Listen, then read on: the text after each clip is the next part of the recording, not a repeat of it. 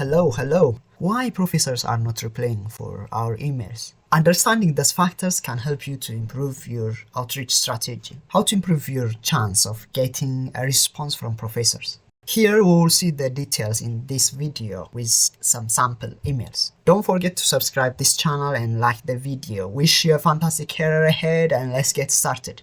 First, a professional sample email for reaching out to a potential supervisor includes these key points. A subject. There must be a clear and a professional subject line. For example, I can say PhD application inquiry in climate extreme research. This email subject is very short and clear, and so this kind of clear and professional subject line is very important. The polite and direct greeting is also another component. So, dear professor, and his last name or her last name. Dear Professor John. After that greeting, you have to introduce yourself. Self-introduction, a strong self-introduction or a straightforward self-introduction is very important. Introduce yourself with your full name shortly. Mention your current academic status and degree, and clearly state your intent to apply for a PhD or for a master's or for undergraduate under his supervision.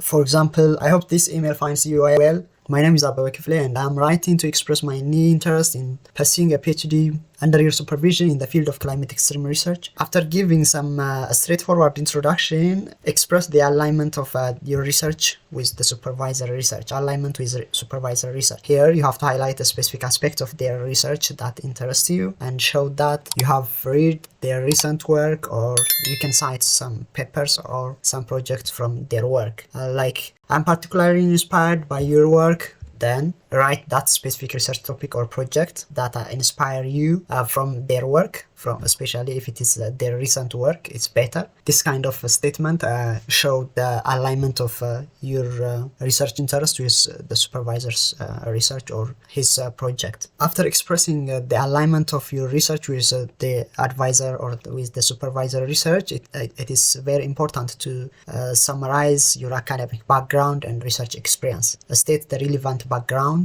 or skills, and emphasize your technical skill like softwares or programming language for your data analysis, climate modeling for this case, or some other machine learning skills. This kind of technical skills is very important and it is very relevant, so you have to mention in summarized way about your background and your skill. Also, you have to mention any relevant publication presentation if you have. For example, here I can say I hold a master's degree in meteorology from New East University, where I focused on. Then here you can express or describe briefly about your coursework, project and research from your background.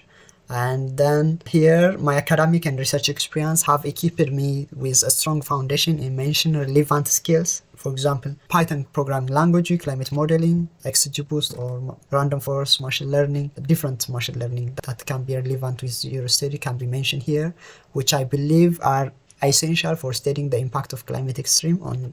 Then you have to describe here the specific area. For example, here in the agriculture, ecosystem, blah, blah.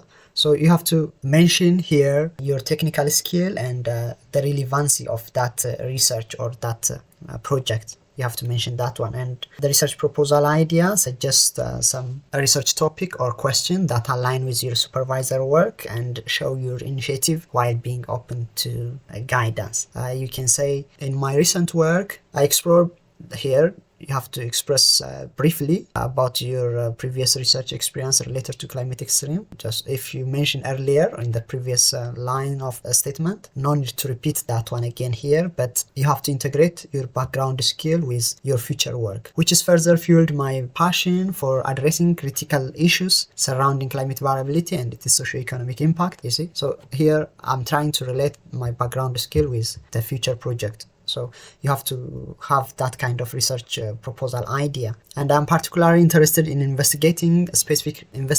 Then here you have to insert or you have to express or describe your specific research idea or question. Here show your initiative for open guidance and believe that your expertise in just here you have to insert the area of his work, express the valuable guidance of the supervisor here, and believe that your expertise in this area would provide invaluable guidance for this endeavors. I would greatly appreciate the opportunity to discuss how my background and research interests align with your ongoing project. Here you are trying to express your willingness to join their project. After that, after expressing about the proposal, about your research idea, you have to mention the attached relevant documents, because during this email you have to attach a relevant document like your CV, transcript. If you have any publication, including that publication should be attached. So you have to mention in your email the kind of relevant document that you attached, like please find my CV and academic transcripts attached for your review. I'm happy to provide any additional information you may require. This kind of statement should be included in your email, and you have to attach also a relevant document like CV and some others. After mentioning the attached document, you have to close politely and with some call action. Express your interest in discussing potential research opportunities and thank him or thank them for their time and their consideration. Thank you very much for considering my application. I look forward to the possibility of contributing to your research group. If it's possible, you can mention the name of the research group if that team has their own research group. You can get this kind of information from the publication. In their publication, they may have 1 to 3 affiliations, so you can get information about the research group specific name from that affiliation. So check the name of the research group from their recent publication affiliation list. And after calling to action, you have to close it with some professional signature like your full name, contact details, and your email, some other relevant professional website or LinkedIn profile or some other personal website if you have. You can close or end up your email with this kind of professional signature. As a tip, don't send an email during the holiday or during exam season at a time of peak academic period. This kind of the email deliverability at this time might delay the response. So don't send an email during the holiday. Don't send email on Monday as well. Monday is the busiest day in a week, so don't send email on Monday, on the holiday, on the exam season, and in some peak academic periods. So try to consider this important points to maximize your chance of acceptance and get a reply or a feedback from the professors. Why professors are not replying for our emails? It is because of high email volume. So the professor receive hundreds of email in a day from different perspective students. So they will check depend on the subject line. So you have to write a good subject lines to get an attention from these hundreds of emails in a day. And sometimes it is because of a lack of personalization.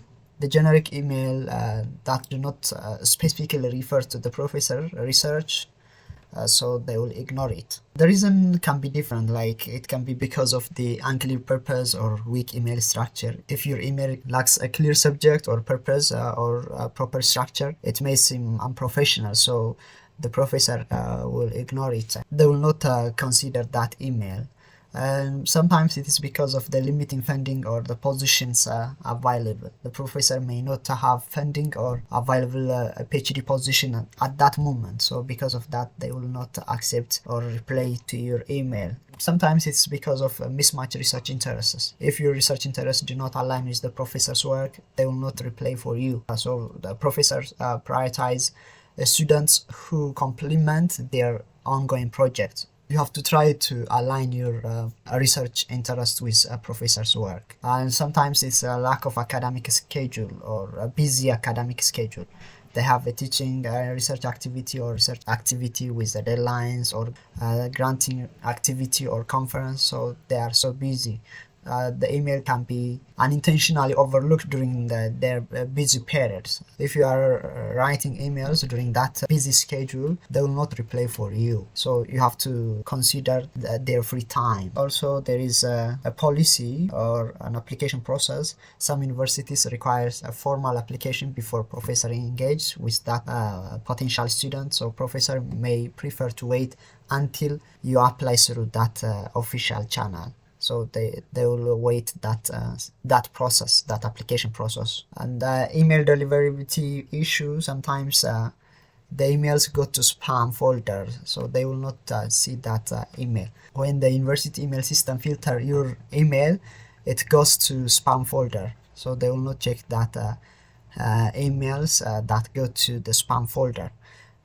You may face some incorrect email address, so that email may not reach to the appropriate professor and cannot get a chance to react with that professor. And in the body of your email, if you have some unclear intent or goals, again you will face another challenge. So professors prefer applicants who present well-defined research interest. You have to have a clear research goal and proposed idea. At that time you will get an attention from the professors. Please consider the timing and academic calendar, and you have to attach your CV, your transcripts, a relevant document. It may be a publication if you have. Professor need this informations or this information to assess your suitability for their project. So missing attachment or incomplete information also can be a reason for the rejection, or the reason for the professors to do not reply an email. The lack of relevant background or skill. If your academic background or skill do not align with the professor research, they may prioritize for other candidates. So you have to align, you have to write an email for the professors who have an academic background with your major or with your skill. Email formatting and your language is also another reason. If you have a poor grammar or spelling mistake or some unprofessional tone, it can make a negative impression to the professor, and the professor expects a concise, clear and respectful communication. So you have to think about that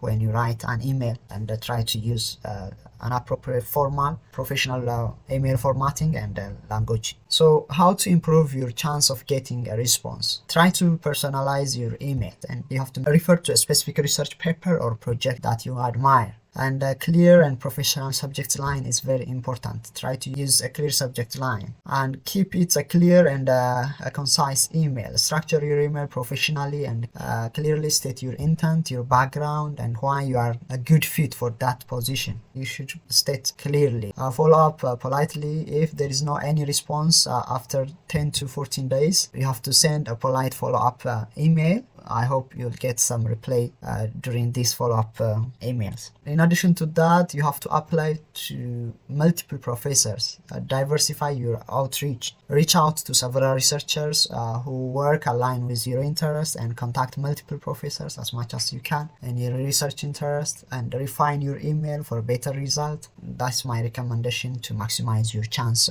to get an acceptance. Please subscribe my channel and let's climb to the new heights together. From Dalu to Rastash.